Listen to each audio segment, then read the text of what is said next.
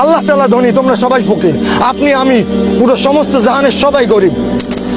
প্রথম স্টেশনে দাঁড়ায় বক্তৃতা দেওয়া খুবই সহজ, কিন্তু 40 দিন ফজরের নামাজ, এশার নামাজ, 5 ওয়াক্ত নামাজ জামাতের সহিত আদায় করা খুবই কঠিন।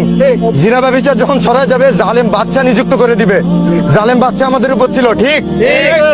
লাখো কোটি টাকা দিয়ে আমরা এইটা ছাপাইতে পারছি, কিন্তু ওইখানে এক বস্তা ভাতের উপর মানুষের পাড়ায় যাচ্ছে।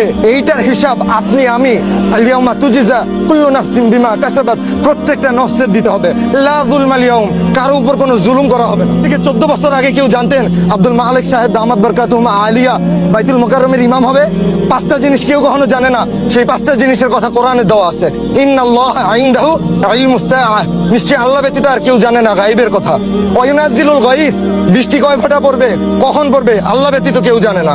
ওয়া ইয়ালামু মা ফিল আরহাম, আরহামে মায়ের গর্ভে কি আছে আল্লাহ ব্যতীত কেউ জানে না। যতই সিটি স্ক্যান করাও আর যতই যাই করাও, আমাদের একটা সীমা দেওয়া আছে, সীমা লঙ্ঘন করতে পারি না আমরা।